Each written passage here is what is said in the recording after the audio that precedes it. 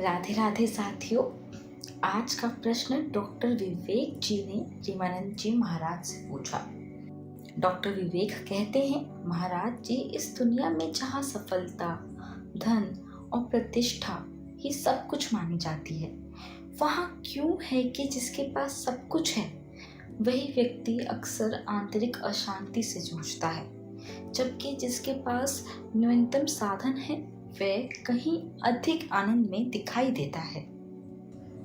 तो ऐसी शंका ज्यादातर लोगों में हमें देखने को मिलती है कि हमारे पास सब कुछ है पर फिर भी हम अशांत हैं।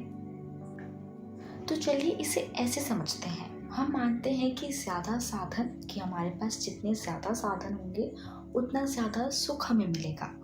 लेकिन जो असलियत है, जो सत्य है, वो इसके बिल्कुल विपरीत है। जितना विषय होगा उतना चिंतन भ्रष्ट होगा।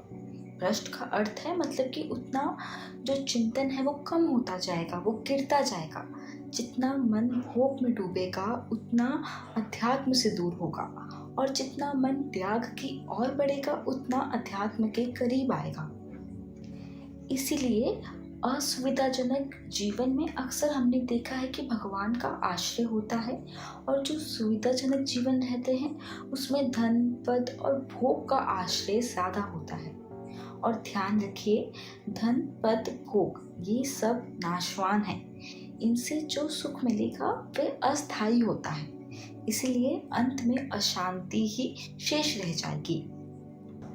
अब आप देखिए, जब जब हमारे पास धन बढ़ता जाता है तो उसके साथ साथ दोष भी आते हैं, जैसे कि परस्त्री गमन, मदिरापान, छल, कपट, झूठ और सबसे बड़ा अहंकार। और जहाँ दोष है वहाँ पाप है, जहाँ पाप है वहाँ अशांति है।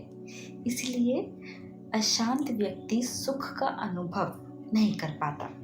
सुख केवल त्याग और संयम में है। अब देखिए, हमारा मन ना बड़ा चालबाज होता है। अपने धर्म की पत्नी में सुख नहीं दिखेगा, लेकिन दूसरों की ओर आकर्षित करेगा।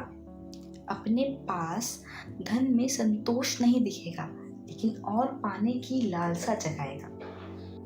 मनुष्य जैसे ही धर्म की रेखा को लांघता है, वैसे ही शांति, सुख, चिंता, शोक, भय ये सब उसे घेर लेते हैं।